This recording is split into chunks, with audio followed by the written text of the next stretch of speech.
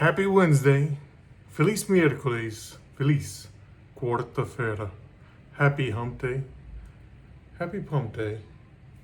And I hope all you folks are having a great pump day, hump day, whatever it may be. All right, so today, bench press. And I only did one form of bench press because my shoulder, I'm still trying to figure it out. So upped the stretching a good bit before the session, before the block, because I just did close grip bench press. Did some stretching, extra stretching, and some more stretching. Rolled on the ball. I had a broomstick shoved in my armpit because there's a spot up here that if you can get this tendon to release, it kind of lets you get some more external rotation, a bunch of stuff like that. So I did that. Then I did some banded work. And after I'd done all the loosening up and getting things to move around, I was doing the banded work, I was doing the flies of the bands. I could feel my shoulder blade sliding across a knot, a really nasty knot. So that led me to more rolling on this thing here, this whatever trigger point, tptherapy.com ball, which I do love this thing. I think it's great for rolling stuff out. I've got other things too. I've got a lacrosse ball. These are very handy. Also, somewhere in the house, I've got pitching machine balls, which that's like the intermediate between the two. Also great to have. So I am a fan of those things. And I've got a Theragun too. That's like icing on the cake at night. The last couple of nights, I've just been jackhammering out my trap, and the interior part of the shoulder, getting into the pec sum, getting up into that armpit, just getting a lot of things to release, and it helps. It gets the pain to go away, but it comes back. So it's a constant like ebb and flow. Tide comes in, tide goes out kind of thing. But I just got to work through it. And I keep the mental mindset that there was a point in time where I wasn't bench pressing at all because the pain was so bad. So I ticked the shoulder off enough where I got to kind of take a lot of steps back, but I'm not nearly close to where I was. So it's important to keep that perspective.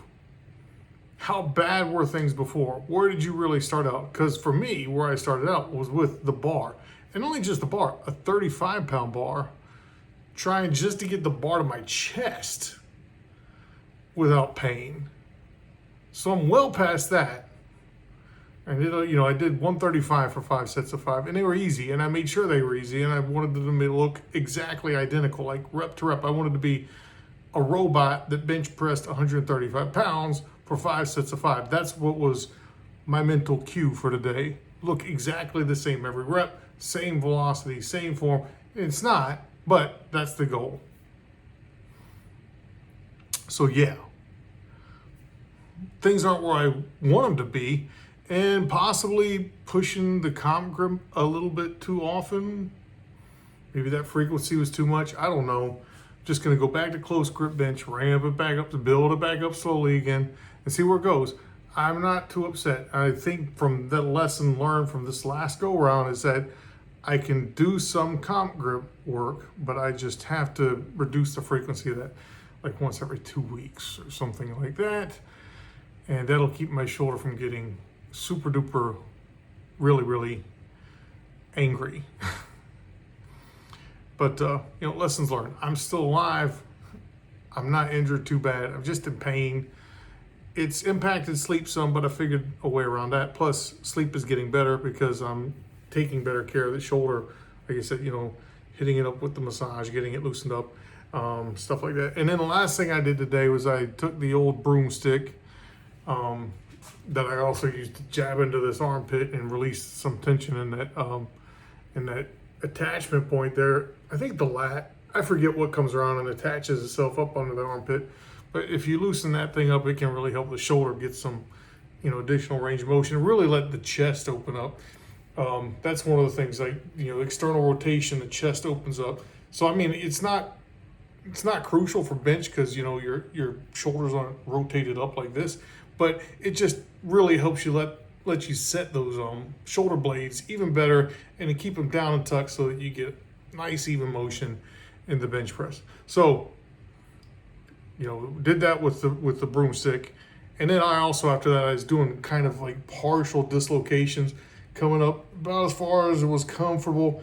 For, you know, I did that about 3 times. And the last couple for each set, you know, really pushed back as far as I could. Hold it for a little bit, try and get this whole anterior shoulder to open up. The other problem that compounds all this, besides the injuries I've had to my shoulders, is the fact that I'm at a keyboard a lot of times, and you kind of hunched over and things get tightened up, and you got to make sure you get the anterior part of your shoulder and chest. It's got to get opened up, or else you're just going to get wrecked when it comes to shoulder stuff, because you just get imbalances in a joint. And I know some of these coaches out there say that, oh, imbalances aren't real, but they are.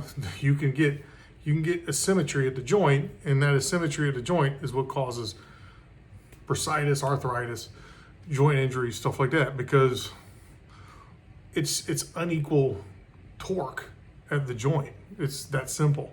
And when you get this unequal torque, then one muscle tightens up to compensate, and it's a cascading series of events that you just don't want to happen. And in PT, we'll usually not do those, but you know, you're back to like, you know, really light stuff, and you know, time into PT, paying co-pays, all that kind of stuff. Done that enough where I remember how I need to get myself out of that hole and work around things.